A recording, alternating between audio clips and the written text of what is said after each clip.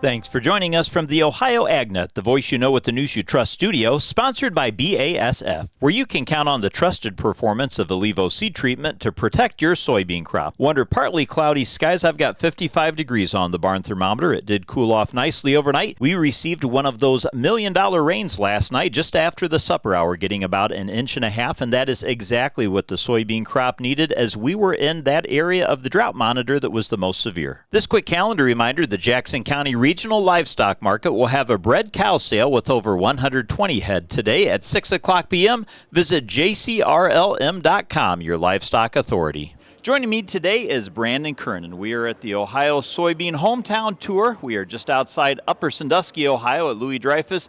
Brandon, a great event. I guess first off, though, let's back up. The concept of the Hometown Tour, what's the idea behind the meetings? Yeah, so these are regional meetings for our members and for area farmers that aim to bring, a whole wide array of information to them, where they're living in their community. So we have presentations on new agronomic insights and market updates and policy updates, things that we're working on in the public policy space from an advocacy standpoint. So it's meant to be kind of a diverse set of topics that kind of inform them on some of the latest and greatest news to help them on their farm and their production operation.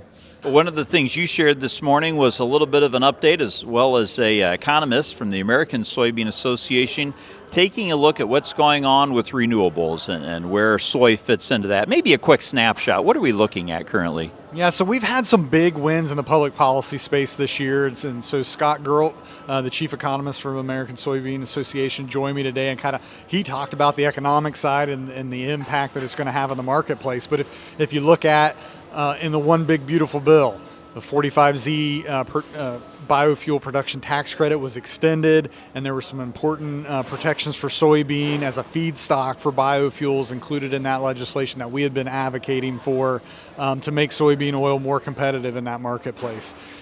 If you look at the Trump administration's proposal on the renewable volume obligation, the amount of biofuels that have to be blended in to the fuel supply, they are proposing right now a huge increase, a 60% increase in the volume of bio-based diesel that was included in that renewable volume obligation.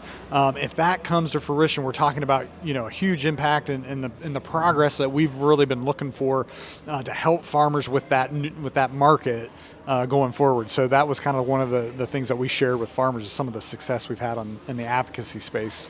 Nice to hear about some of those wins coming down the line. Everyone knows with commodity prices depressed like they are, every little bit of good news helps create demand and some positive momentum.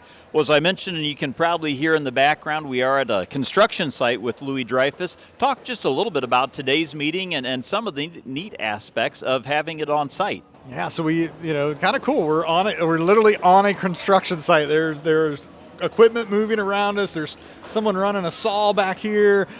Building steel is going up here at this facility, and farmers are pretty interested in what this facility means. We've talked about in the past with our existing partners in the soybean processing industry that are already present in Ohio, like ADM and Bunge and Cargill. When you add this new facility by Louis Dreyfus here in Upper Sandusky, we have outsized processing capacity for a state our size. We're going to be able to crush, we'll have the capacity to crush almost 85% of our crop. And so with that, there's a lot of interest from farmers. And so cool to have this on the construction site for farmers to have a chance to see the progress that's being made. The company kind of got to give an overview of kind of what they're looking at and what their capacity and accessibility is going to look like for farmers here. And so just a unique setting for a meeting like this. It's pretty cool.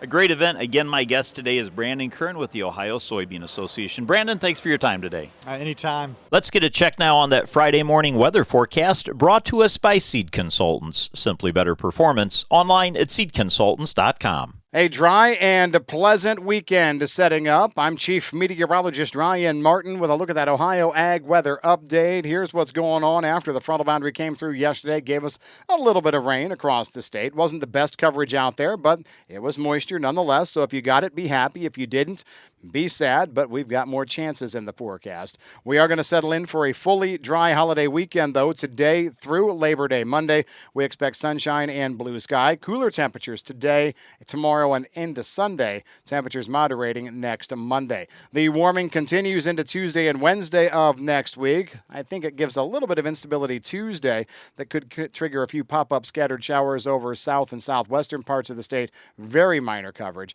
And then our next frontal boundary does show up on Wednesday night into Thursday. We are in a pattern here of a front every Thursday. Back yesterday, we had a front. Next week, it's mostly Wednesday night, Thursday. The week following, a Thursday front. You get the idea. Pretty easy to track. Next week, we're looking at a 1/10 to maybe 3/4 of an inch with around 80% coverage across the Buckeye State. Drying back down for Friday the 5th and staying that way through the weekend of the 6th and 7th. Cool for sure behind that as we move into that first full weekend of September. Now, the week of the 8th, we see some significant warming here. Nice warm air dominating for most of the week. You get to Thursday. That's right. Here's our next front. I think it lingers into early Friday the 12th, but we can see another 1/10 to maybe half an inch of rain out of that one. I'm Chief Meteorologist Ryan Martin. Thanks, Ryan. Stay tuned. We'll be back with more after this. The Ohio's Country Journal sweepstakes are back. 4 winners will receive a $250 Visa gift card. Subscriptions are still free, but we must have a new request on file from subscribers every 3 years. Come renew or subscribe at the Farm Science Review, and you'll meet that September 20th deadline to be entered. If you've already subscribed since January 1, 2025, you're automatically already entered. Good luck, everyone. When you're buying seed, there's more to a transaction than money. You're exchanging time and trust, hoping each decision adds up at harvest. Seed consultant sales professionals don't take that lightly. With products made to excel in the Eastern Corn Belt and agronomic knowledge that stands up to the test, we're all about the same things you are: reliability and results.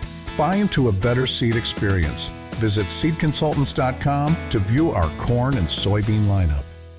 In livestock news, the National Pork Board has named David Newman as the organization's new CEO, that effective coming up on September the 1st. Now, Newman has most recently served as the National Pork Board's Senior Vice President of Market Growth and joined the pork producer-led consumer-focused National Pork Checkoff organization full-time, that back in June of 2023.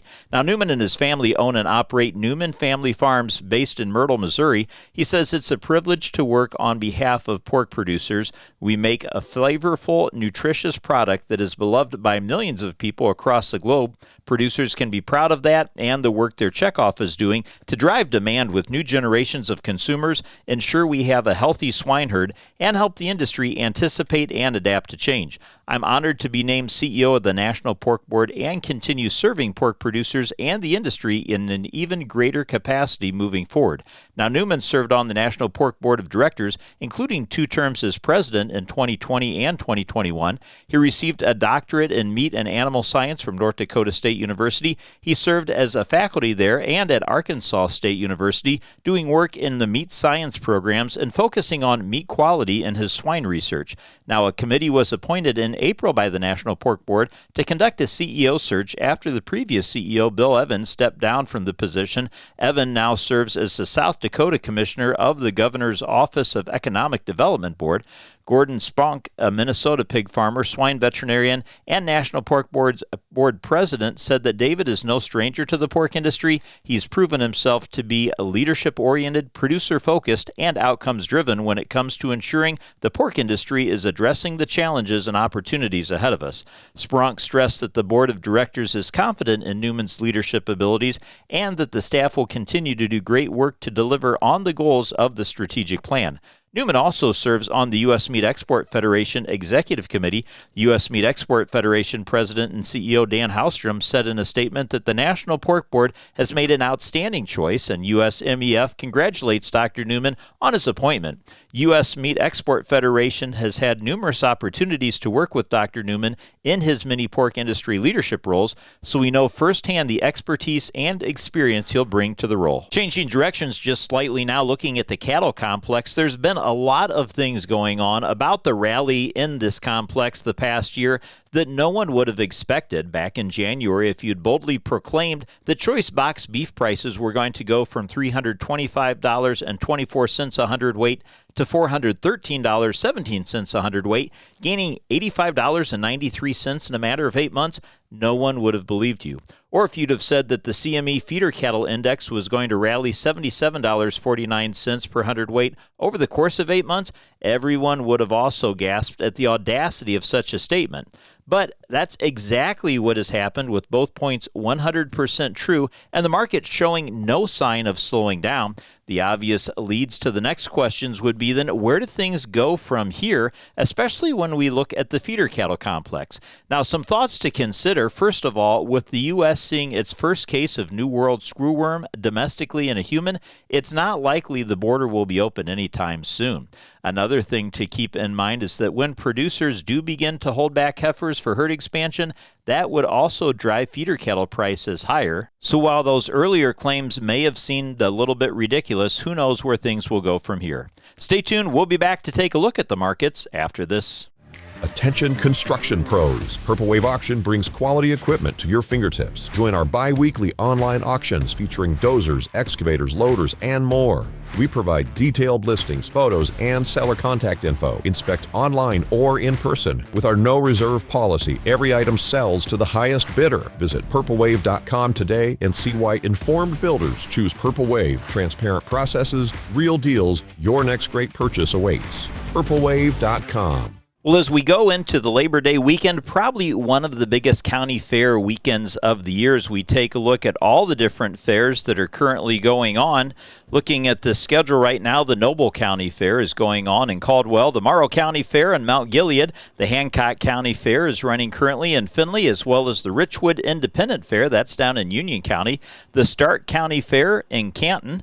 The Van Wert County Fair is going on there in Van Wert County, Ohio, the western side of the state. The Mahoning County Fair in Canfield taking place.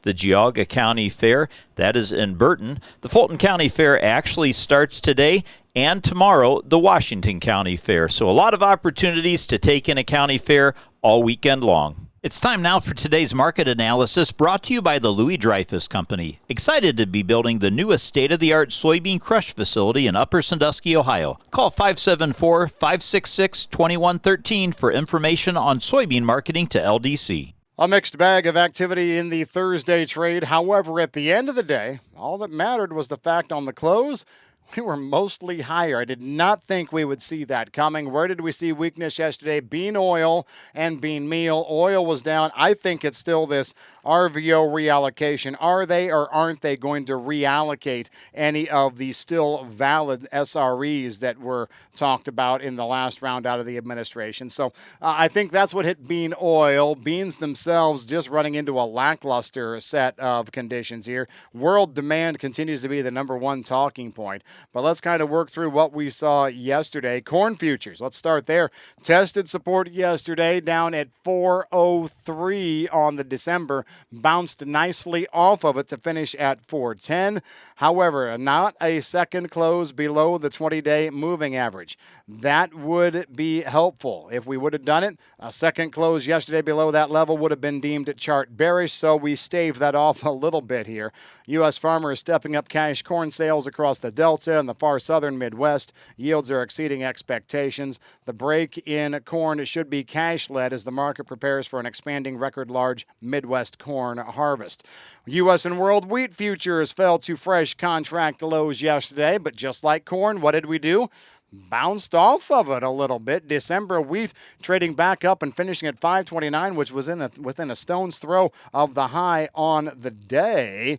And this was in spite of the Black Sea and EU wheat export programs not necessarily exciting. It's a slow program process to this point. Lowest price on September Paris wheat futures in months. As we take a look at the close, though, again, it is positive. We stave off most bearish signals in all the cereal grains, corn and wheat yesterday.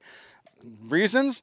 Not very good ones, but hey, it happened, right? I'm Ryan Martin. Thanks, Ryan. Let's take a look at how your markets closed yesterday, brought to us by Seed Consultants. Simply better performance, online at seedconsultants.com. December corn closed up 4 cents and March corn was up 4 1/4. November soybeans closed the day up 1/2 penny while January beans were unchanged. And December Kansas City wheat closed up 2 3/4 cents while December Chicago wheat was up 4 3/4 and December Minneapolis wheat closed up 1/2 penny. Taking a quick look at the overnight trade, September corn is up 2 1/2 cents at $3.88. September soybeans trading down 1/4 penny at $10.28 and wheat for September up 1/4 penny at $5.10 1/2 cents. You're listening to the Ohio AgNet.